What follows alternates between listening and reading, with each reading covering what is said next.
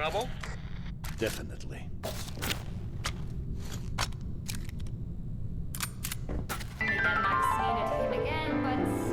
Alright, so let's talk about Metro Awakening VR immediately out of the gate without taking up more time. Yes, this game is really that good as reviews are making it out to be, and in my opinion, Metro Awakening VR has widened the race for what could be VR Game of the Year, alongside Batman of course. And better yet, we still got a few more VR titles left within this year to launch. Also, I did receive a game code and preview access from Meta and Vertigo Games to create this review, so thanks to them as well. I'll begin with my usual overview of what the game offers, and of course I'll leave chapters in this video for you to skip to segments like a graphical visual side-by-side comparison with Quest 2 and Quest 3 3S, with performance metrics on top overlaid on the recording for you to get a better judgment of what to expect, as VR in general through YouTube videos it's hard to convey the actual experience unless you're inside the headset. This game took me around 7 hours to complete, with me taking my time, keep that in mind, exploring, and I've completed 2 entire playthroughs of the campaign. This without a doubt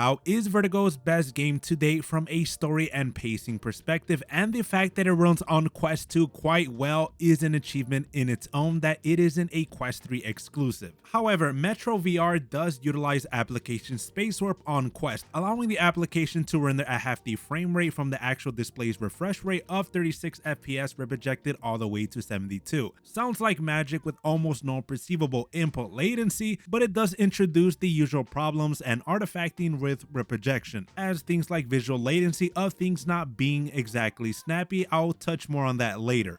Plus, I'll make sure not to include any major spoilers from the story and keep it to the opening scenes, and I'll leave a link down below so you can save 10% off Metro Awakening VR without any additional cost to you. And yes, this title is cross-buy, so you get the MetaQuest native standalone version and the Meta PCVR Rift S Link build as well. That being said, Metro Awakening VR is a post-apocalyptic survival horror and first-person shooter in VR, taking place in the year 2028 in the subways of Moscow, written by Dmitry Glukhovsky. Hopefully I'm saying it right. I haven't played the Metro series on PC fully apart from 3 hours of Exodus. It's been on my backlog for years now, and as someone without any real knowledge of those previous games, getting into this title is seamless from the start. From the atmospheric ambience you get while traversing the tunnels, this game is up there with The Walking Dead Saints and Sinners Chapter 1. From the start, it does a great job at setting up the story with different characters you're introduced with and what will ultimately be the main plot. In a PlayStation blog post, Glukhovsky did make this its own standalone story set prior to the events of Metro 2033. It's a bit more personal and emotional. The game didn't have me in tears, a bit cliche of an ending, but I was equally engaged to follow through until the very end. Metro VR also has great sound design and voice acting. I couldn't bring myself to wear a pair of headphones, a bit of a scaredy cat as the soundtrack keeps you on edge, and it does contain jump scares. And because you're on the ground with most areas being in the dark, you're limited to toggling on and off a rechargeable flashlight that from time to time you do have to recharge with pulling this lever on this battery, with a limited line of sight, scavenging for supplies, looking for extra ammo, grenades, health vials, and making sure you don't get jump scared. It's pretty much in line to other games Vertigo has made, like Arizona Sunshine 2, in terms of mechanics and gameplay. Scavenging for ammo and conserving it is pretty much important the higher you pick in difficulty. However, apart from the good, as without a doubt in my mind this will be showered with praise and 10 out of 10s compared to Metro's flat screen releases, because we're still in the early days of VR, this is quite linear. There isn't much exploration and enemy variety. Once you meet the halfway mark, you will have seen pretty much everything the game offers. As with the weapon selection, I know it's Russia, AK Ryan's King, but searching through the game's wiki, these weapons or any type of variety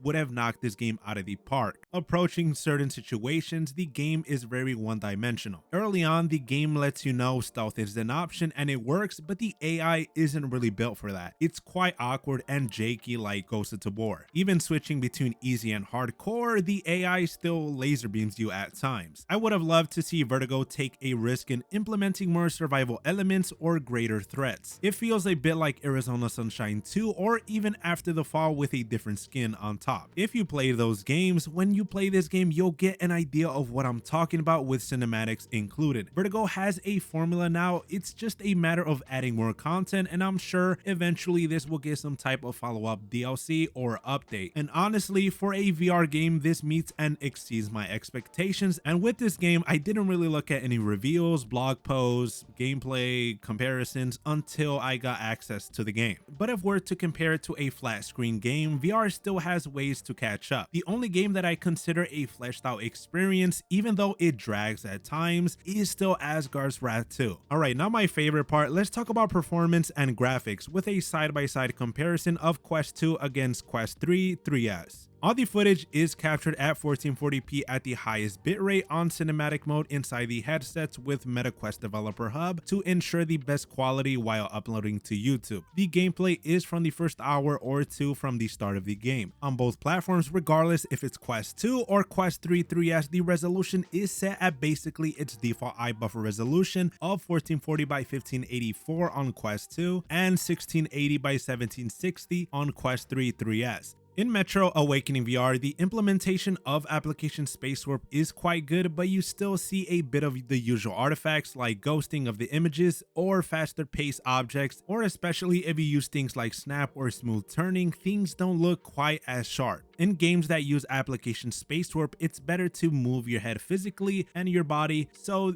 images don't become quite as blurry. And transparent objects or see-through objects have a weird distortion around the edges as you move. I'm not a fan of application space warp. If it were a choice, I would always go with native frame rates, but if it means more ambitious games to be playable on Quest and games still being compatible with Quest 2 and developers making use of it and don't use it as a crutch to not optimize their game, it's fine. And with Metro VR on MetaQuest, you also get the PCVR version with purchasing the game on the MetaQuest storefront, so you get best of both worlds if you have a compatible PC. As in the build that runs natively on Quest, shaders, lighting, level of detail, and fixed foveated rendering is kept at a minimum on Quest 3. On Quest 3, while playing, I didn't notice much pop-in, but enemies are rendered at a lower frame rate, sometimes creating a odd experience. But with Quest 2, it's a bit rough, as with a bit more pixelated edges, but completely playable, as optimization is quite good. But keep in mind, the most impressive areas scale-wise and actually